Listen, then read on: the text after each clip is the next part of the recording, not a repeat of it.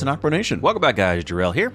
And I'm Josh, and today we're here to give a series recap of, wow, I almost said Fear the Walking Dead. Walking Dead World Beyond. Yeah. The 2-season limited series has come to a close, and this is just our thoughts on it. We enjoyed it. We really did, and the CRM story was very impactful. We got to see more on the inside of their story and to see what they've been kind of working on. We found out that they are extremely brutal in their tactics and what they want to do. They got even more brutal when Jadis took over. For me, that was the. I think that she made that show. I wish they would have brought her in sooner.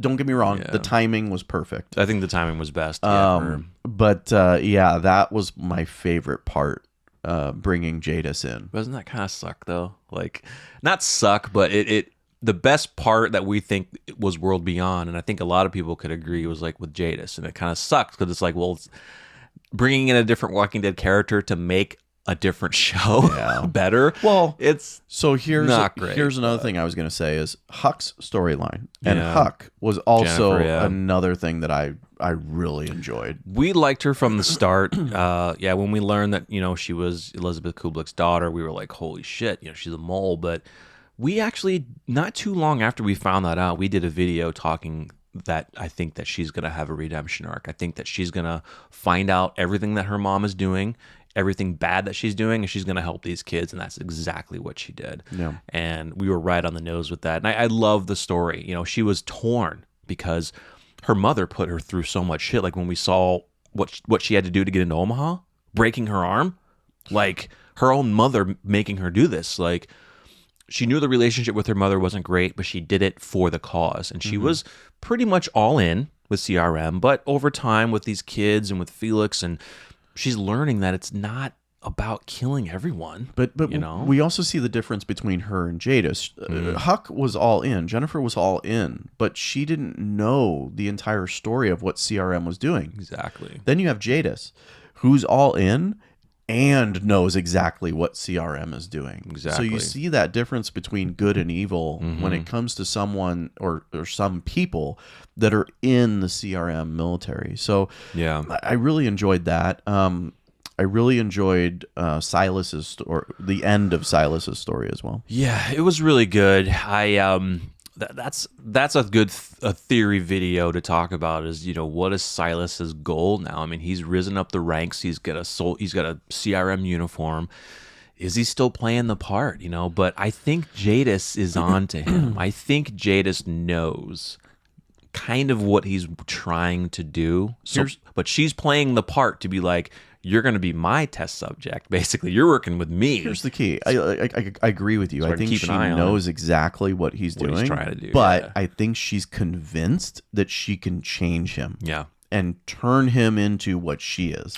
Because she sees it. Exactly. She was that person. Exactly. That's exactly my point as well. Yeah. She sees what Silas is doing because it's what she did. It's how she was able to have the scavengers and make that group talk the weirdest language in history and become a community under her control and her control only. So to be a mole, so to speak, she sees that in him, and it's like, okay, he may want to try to come in here and try to get to the right people to try to come up with a coup. But I think if I have my hands on him and keep my eye on him, I'll turn him into what I want him to be. Yep. So that was really cool, and we got to see the inside of their hidden city, and we believe that it is Philadelphia. Those two buildings on the right-hand side, I think those are Liberty 1 and 2. They're Philadelphia's primary buildings. We saw those buildings also in the skyline of the Rick Grimes trailer. So I think their city is definitely Philadelphia. You just got the closest that we've been in 3 years to Rick Grimes with them being in that city. Because I assure you that he's probably in that city. So we were with him. We were with Rick Grimes, at that moment. But I love the science of this. Dr. Bennett and their group, Dr. Ellis, loved that part of it too. It was really good. I mean, it's cool to see what they The CRM, it's cool because they're an evil organization, right? The bad stuff that they do, but the science that they wanted to do was really great. Trying to speed up the decomposition of walkers so that walkers just decompose as quickly as possible, then they won't have to be a threat anymore. That's what the world wants, right?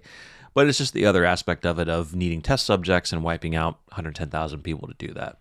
Which is not good. Yeah. And luckily, Portland was saved. That's another story that they could expand upon. Maybe Rick is in Portland. Maybe Rick can help Portland, or because we know that Portland is still a target with CRM, so they could try to come up with this gas again and be like, all right, let's go back to Portland. Not without scientists. Not without scientists, yeah. So that's another thing. What is CRM going to do to find more scientists now? Because all the research is gone because our group has it.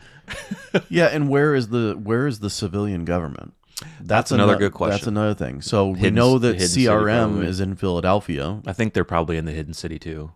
Because absolutely. Yeah, the civilian government is in the hidden city, and then kind of what Huck said, the civilian government doesn't know exactly what the military's been doing.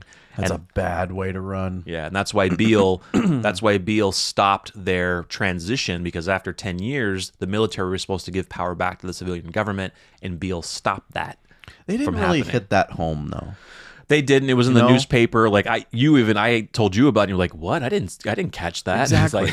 It was in the newspaper he was looking at. Yeah, they glossed over it real quick. They could have spent a little bit more time on that. Huck and Dennis talked about it briefly. Yeah. Very briefly. Yeah. Even the civilian government, they could have spent a little bit more. Now actually they did, right? Because Huck's mission, which is now Silas's mission, is to get to the civilian government and explain to them what's going on. Now, unfortunately, he doesn't have much. He doesn't have any evidence. Allies. Yeah, he doesn't have evidence or allies in that. Yeah. He's all alone. Yeah, sucks, man. Anything? So there are a couple more characters I want to talk about. Yeah, we'll talk about all the characters. Yeah, but if I had one gripe about the series, it would be there were too many feely moments, right? Where they spent too much time, I think. Yeah, you talking like more of the relationship kind of things, like with Iris and Percy, that kind of stuff. I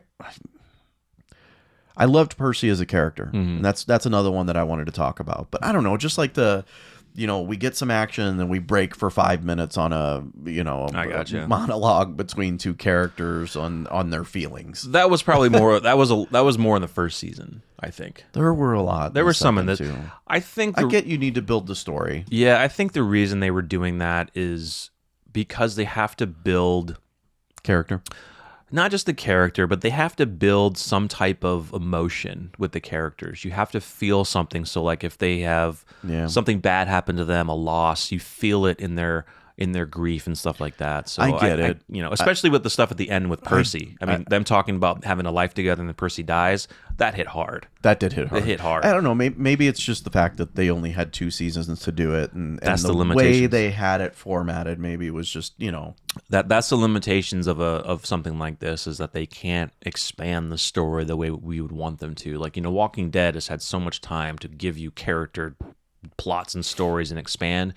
You can't do that much with just 2 seasons and 10 episodes each. So they had to push it a little bit. Yeah, I get what you're saying. They did have some, not that we don't like touchy-feely, emotions, but it's just like and it's not just the feel emotions. It was a lot of dialogue. A lot of dialogue. Yeah, a lot of just dialogue. That builds story, right? It does. But there were a lot of times where slow it down. And it was especially in the first, I think 6 or 7 episodes where we were just staring at the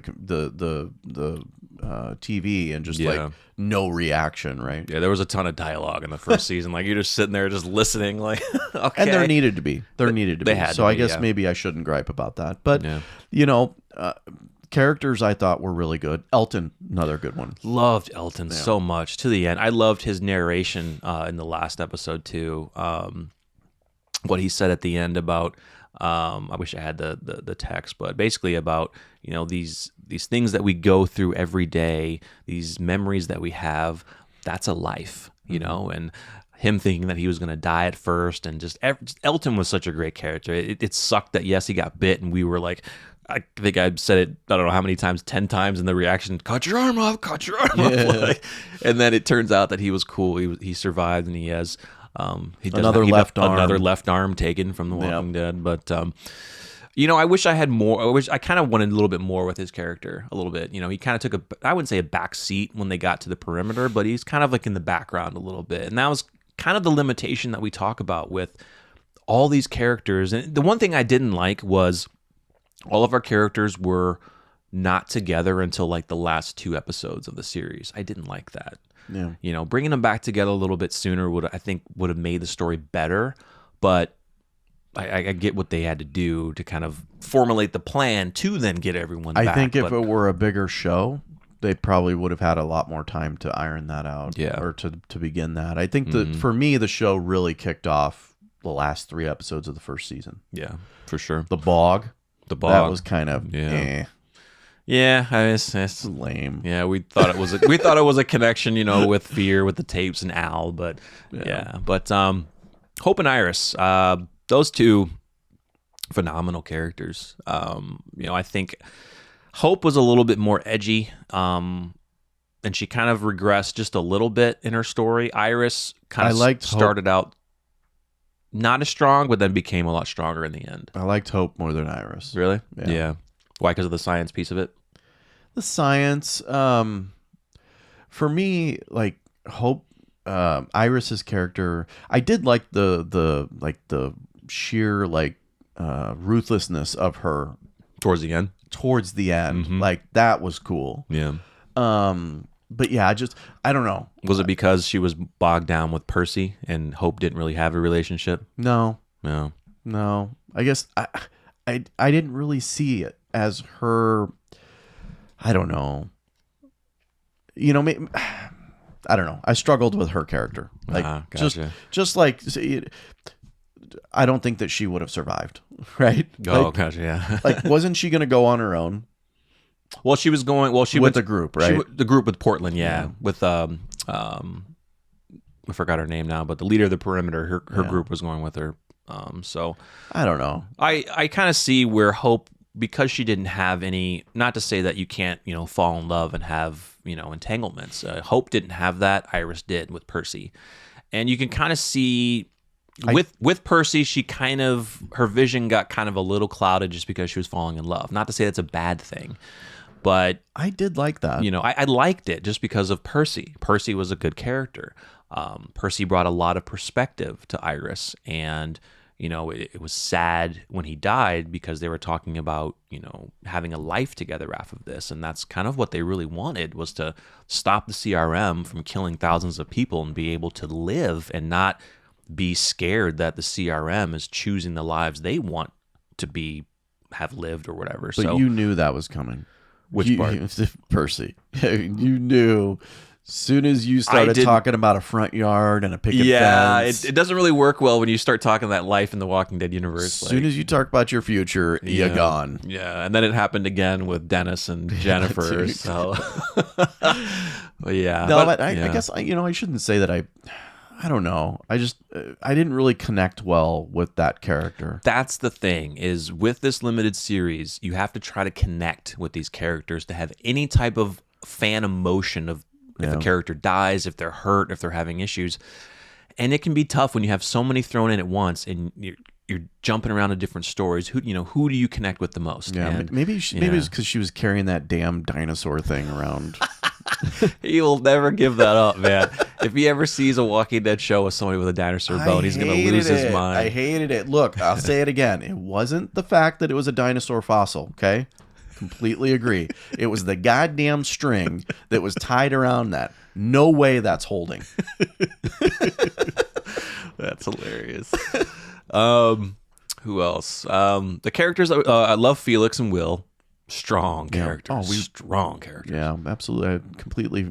I don't want to miss anyone. I think that's the last of them, right? Well, that's all the main characters. Felix and Will, love the story. Love that they could do that in The Walking Dead. Oh yeah. I mean, we've had some, with characters that have, have that sexuality, in The Walking Dead, but they don't really explore it as much. When we saw a little bit from Aaron and Jesus a little bit too, but to show that, I think, is really great. And, to show that they're able to do this and show that side. It's just human beings, guys. So, Yeah. But their true story, their true characters are really awesome of what, what Felix went through in his young age, at the start of the fall, his parents. That was really tough for him coming back to his house and he hears his parents as walkers. Yeah, that was a sad storyline because they never accepted him for who he was, and that's unfortunate. Yeah. I mean, that's a whole different conversation that we could have, which is very unfortunate to not accept someone for who they are as a human being, right? Because that's what it comes down to. But anyway, I just. We didn't get much from Will's backstory, though. No, we didn't get much from Will. Kind of sucks. But I loved Felix being the family protector. Yeah, he was there to protect those children. Mm-hmm. And he was going to do anything. Like he was going to go with Iris. Yeah. He was, I'll go with you. Me and Will go with you. Like he wanted to protect it. The family bond between Iris, Hope, Felix, and even Leo Bennett. The whole family aspect was amazing. I mean, he wasn't just his, his security detail. I mean, they were family, and I love that aspect of it. Dr. Bennett was a cool character. Didn't get much from him, but I didn't think we really were going to. But I liked him a lot, and I love Jenner was even a good character. Jenner, Dr. Bennett. Sorry, not Jenner. Wow, Bennett, Dr. Bennett. Oh yeah, Lila. Yeah, Lila was cool. I mean, we knew that she was all in, but I think towards the end, realizing all of this, of course, to her, at her death, but she, to be fair, she tried to help. She tried to help. For her, that was the only way out of that situation. Mm-hmm. I mean, she was lost. She didn't know what to do. She was torn. Right. I mean, she was trying to do this because of what happened with her family and the experiments that she did on her own family to try to bring them back. I guess which was sad. Her knowingly killing thousands of people, though, puts her in the bad column. Exactly. So, and also experimenting on her doctor friend. Yeah. The so red beard, maybe she wasn't such a good character. I mean, from towards a character perspective, yeah. Right. Towards the end. I mean, when you get a tattoo of the CRM on your hand, you're all in. You're all in. So I mean, so many other good characters and stuff. I mean, I have to say I agree with you with with Jadis arriving and with the details that she had, and the Beale kid coming into play, and how she's talking to General Beale at the end, and she arrests Elizabeth Kublek, and it's like she wants to rise in the ranks now that I don't know where it's going from here. Because again, World Beyond is 2 years behind the current season of Walking Dead. So what are they going to do? I was shocked that she really put it all on Kublek, right? Because Kublek was gone, right? And she that was her weakness, though. Yeah, leaving. But she said something along the lines, Jadis meaning, she said something along the lines of like, you left, you caused this. No, actually, really, this all went down the minute you showed up under your control. Right. But she flipped it around on Kublek. Do you think it was Huck being, the mole for our survivors that really turned the tables against Kublek? I think so. And I kind of have a feeling that Jadis maybe knew what Huck was kind of doing. I don't know. A sense. It when Huck pulled the weapon on her. Love that scene, by the way. It seemed like Jadis was not surprised. Love that scene. Yeah, it was awesome. So I think Jadis knew, I think she was there to also monitor Huck for her mother.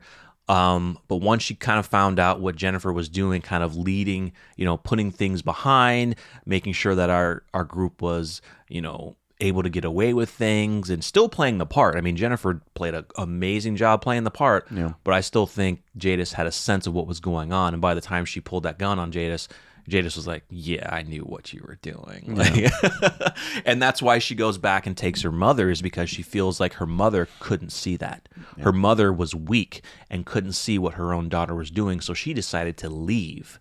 And that's what really triggered Jadis. Like, you can't leave in these types of situations. You got to stay here. Yeah.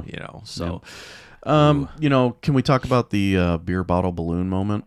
For World Beyond? Yeah. Do you know what I'm talking about? Oh, which one was it? There wasn't too many. Just one really bad one at the end. Go ahead and say using the freaking world as their hamster ball.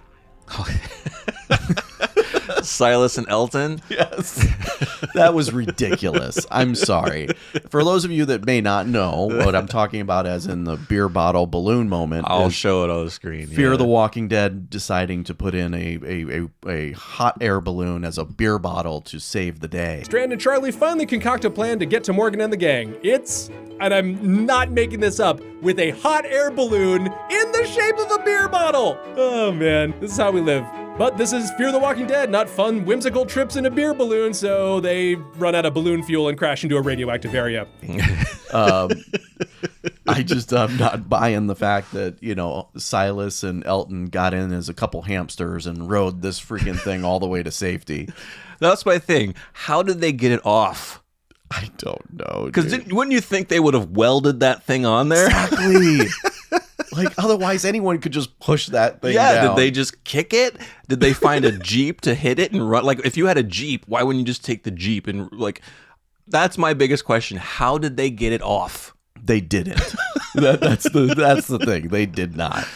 Oh, but it was great. It was a cool kind of thing, showing it from the inside of just splattering walkers everywhere. Sure. Compared to the bad CGI of the beer bottle in Fear, but yeah, I get you.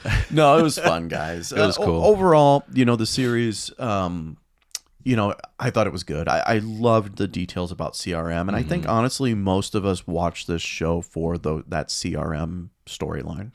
Yeah, I think at the beginning, a lot of people were watching it thinking that they're going to see Rick, and the showrunners had to say numerous times, like, you're not going to see Rick in this. This is not about Rick.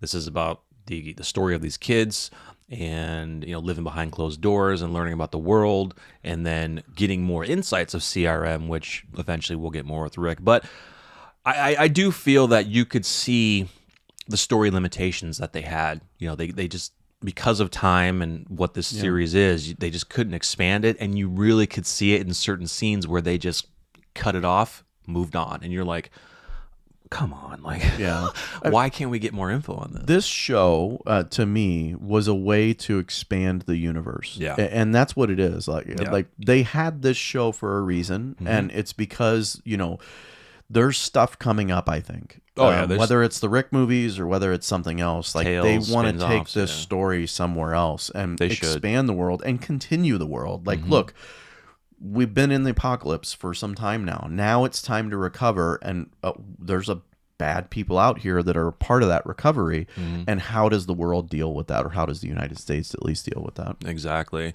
So, guys, stay tuned. We have a video that we're going to be planning on doing. Basically, the title of it is The Walking Dead Can No Longer... what is it again? I had it in my head. The Walking Dead basically can no longer not have this... The Walking Dead can no longer not be aware of CRM. You mean the rest of the Walking Dead universe? The universe that you can't. Yeah. Okay? Even we'll get into it. The Commonwealth, there's rumors that the Commonwealth could be aware of CRM. We have been told, now Scott Gimple kind of leaked it. He says that the Commonwealth and CRM do know of each other, but he quickly tried to redact it. And once you say it, it's out there. It's out there. They'd have to be. They have to, and that's why. Have to be. Where are they at? They're in Ohio. Commonwealth is in Ohio. Yeah. Isn't that interesting? Yeah. Well, I'm sorry. The TV show version states that it's in Virginia, actually, but I think. Really? I think maybe only the comic book was in Ohio. Yeah, the comic book's in Ohio, but I still think they're in Ohio. But maybe the part that I don't know. Maybe that's not the main Commonwealth that we saw in the show. Maybe they have to go through Pittsburgh. They did in the comic book. Yeah, I thought they did in the show too. Did they go through Pittsburgh? I don't know if they went through. They used the same bridge. Man, I don't know if they went through. Because remember, we did a side by side on it. Oh, yeah, that's true. Yeah, on one of our thumbnails. Yeah, it's so weird. How are you going to go through Pittsburgh and get to Virginia? I don't know. It's weird because the on the Walking Dead wiki it says that the Commonwealth is in Virginia, and it's weird because maybe this Commonwealth that we've seen is maybe one of their communities in Virginia, but the main Commonwealth will stick to the comic book source material and it's in Ohio. I don't know. But basically, we'll have another video talking about that where they can no longer ignore the CRM, the Walking Dead universe. They just can't. They can't. No. So I get that you may not want to bring them in. Helicopters still flying around. Exactly. I get you don't want to bring them in just because CRM is not really part of the main source material. They've already sprinkled them in, but I get it, but stay tuned for that. But yeah, guys, World Beyond, great 2-season limited series, but they had limitations that we hope they expand upon. Yeah. You know, maybe we'll see our characters in different pieces. Maybe we'll see Silas in the Rick movies. That's the thing. Well, that's early on. We might see some of these characters in other places. And I'm looking forward to that. Definitely looking forward to it. So, guys, let us know what you thought of The World Beyond in the comments below. Smash the like button if you enjoyed. Subscribe if you're new. And stay tuned for more videos on us, expanding on this universe. I'm Jarrell. I'm Josh. We're NocBro Nation. We're out.